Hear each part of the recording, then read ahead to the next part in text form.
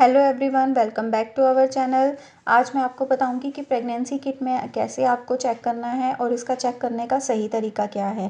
क्योंकि बहुत से लोग जो जब जब चेक करते हैं तो बहुत। Hello everyone, welcome back to our channel my IVF journey पर आप सबका फिर से स्वागत है। आज मैं आपके सामने एक टॉपिक लेकर आई हूँ। ये टॉपिक जो है इससे रिलेटेड है कि जो हम आईवीएफ करवाने के बाद अपना जो है प्रेगनेंसी टेस्ट करते हैं तो वो किट में किस तरह से चेक करना है और कब चेक करना है।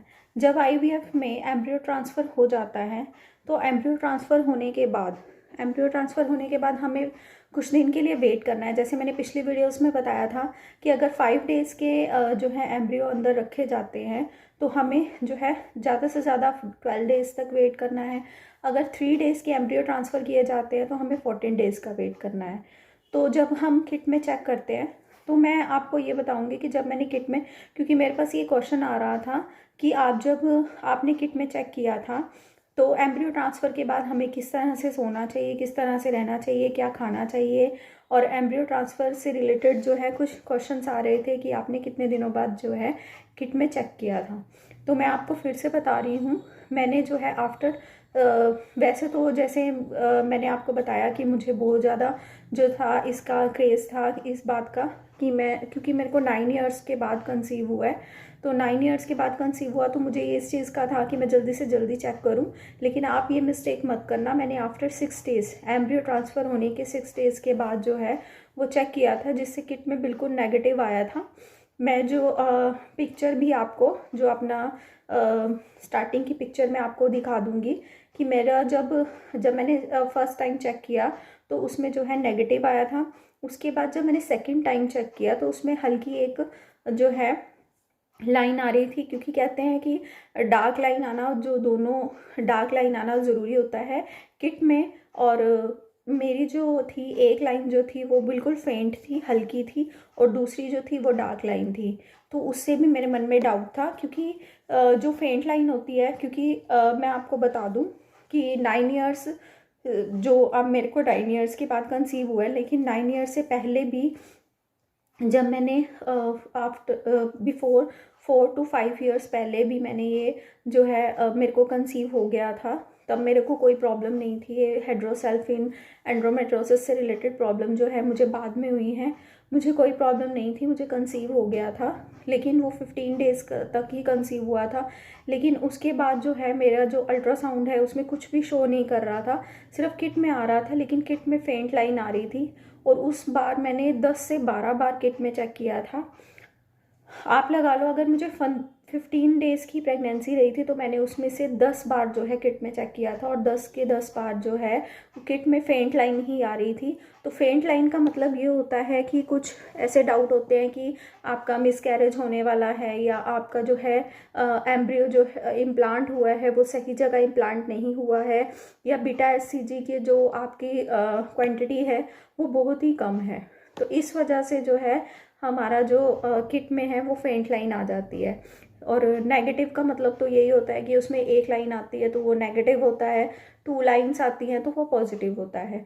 तो अगर वो डार्क लाइन होती हैं दोनों तो ही अच्छे से पॉजिटिव माना जाता है। अगर एक फेंट लाइन होती है तो उसमें क्या करना होता है, आपको थोड़ा सा वेट करना होता है। तो मेरे साथ तो एम्ब्रियो ट्रांसफ़र के बाद यही कंडीशंस हुई। जब मैंने 6 डेज़ के बाद चेक किया, क्योंकि मैंने बहुत जल्दी चेक कर लिया था, उसमें बिल्कुल नेगेटिव आया था।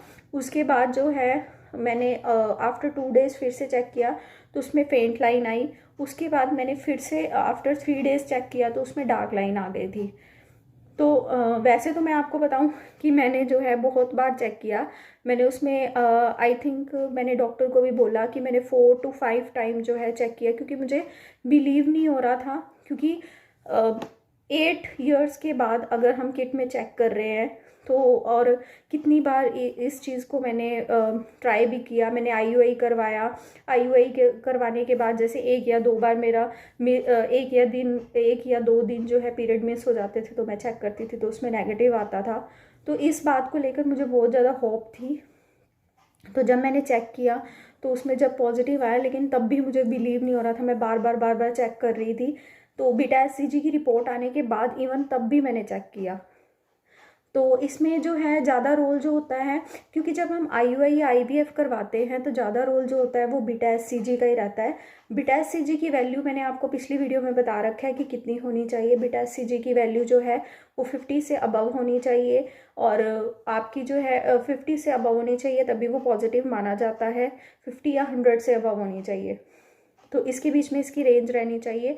आगे इस डिपेंड करता है कि ये जो है कितनी जो है प्रेगनेंसी जो है, जैसे 50 to 100 के बीच में रहेगी तो वो पॉजिटिव मानी जाती है। तो वो अगर 50 to 100 आ जाती है फिर भी डॉक्टर हमें रिपीट करने के लिए कह देते हैं।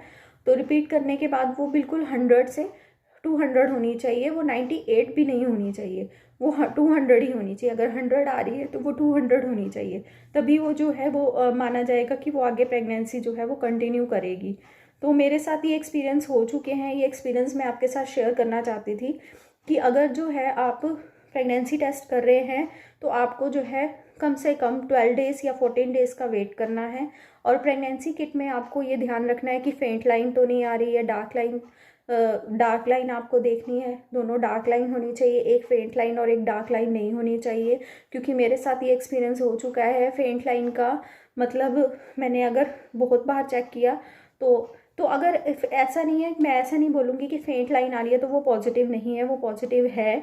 पर वो अच्छे से पॉजिटिव होने के लिए अगर आपने चेक भी कर लिया, उसमें फेंट लाइन आ भी रही है, तो फिर भी आप जो अपने डॉक्टर से कंफर्म कीजिए, और उसके बाद भी जो है 2 या आफ्टर 3 डेज़ आप फिर से चेक कीजिए, तो आपकी जो है वो डार्क हो जानी चाहिए। तो मेरे साथ एक्सपीरियंस रहा, जैसे कि मैंने आपको बताया कि मैंने काफ़ी बार चेक किया तो उसमें फेंट लाइन नहीं आ रही थी, तो रिज़ल्ट ये रहा कि वो मेरा मिसकैरेज हो गया आफ्टर 15 डेज़। तो इस बात का आप प्रॉपरली ध्यान रखिए।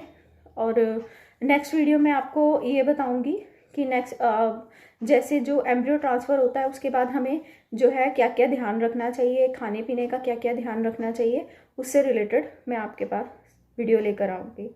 Thank you so much. अभी तो मैंने सिर्फ आपके साथ यही शेयर करना था, इतना सही शेयर करना था कि आपको जो है किट में किस तरह से चेक करना है। और किट का ये ध्यान रखना है कि बहुत सी ऐसी किट आती है जो 10 to 30 रुपीज़ की भी किट आती है, तो वो ध्यान रखना है। एक मैंने जो अभी तक किट में चेक किया वो प्रेगा न्यूज़ की किट थी, तो मैं किसी का वो नहीं कर रही हूँ, ब्रांड का एडवर्टीज़मेंट नहीं कर रही हूँ, लेकिन सिर्फ मैं आपको बता रही हूँ क्योंकि मैंने जब स्टार्टिंग में जब मेरा नेगेटिव आया था तो मैंने जो है बहुत मतलब मुझे उसका नेम तो याद नहीं है किट का, तो मैंने जो थी कोई डिफरेंट किट में चेक किया था। तो एक अच्छी ब्रांड की किट ही आप यूज़ कीजिए अगर आपको चेक करना है, और कोशिश कीजिए कि सुबह सुबह का जो आपका जो यूरिन होता है उसी से चेक कीजिए। वैसे तो इसका कोई इफेक्ट नहीं करता, अगर आप प्रेग्नेंट हैं तो उसमें पॉजिटिव ही दिखाएगा, लेकिन अगर आप कोशिश कीजिए कि सुबह सुबह का जो यूरिन है, जो फर्स्ट टाइम आप उठने के बाद यूरिन के लिए जाते हैं, उस टाइम जो है ये कहा जाता है कि प्रेशर भी ज़्यादा होता है, और जो है वो ज़्यादा हमें अच्छे से रिज़ल्ट दिखाता है। तो कोशिश कीजिएगा कि आप सुबह सुबह जो यूरिन जाते हैं तो उसी वक्त जो है अपना प्रेगा न्यूज़ में या कोई भी अच्छी सी ब्रांड की किट लेकर उसमें आप चेक कीजिए। और चेक करने के लिए 12 to 15 डेज़ का वेट ज़रूर कीजिए, जल्दबाजी बिल्कुल भी मत कीजिएगा, ठीक है। Thank you so much. तो नेक्स्ट वीडियो में आपके साथ जो है अपनी एम्ब्रियो ट्रांसफ़र के बाद हमें क्या क्या खाना चाहिए, किस तरह से अपना ध्यान रखना चाहिए, इससे रिलेटेड बनाऊंगी। आप मेरी वीडियो को लाइक कीजिए, शेयर कीजिए, कमेंट और सब्सक्राइब करना मत भूलिएगा। Thank you so much.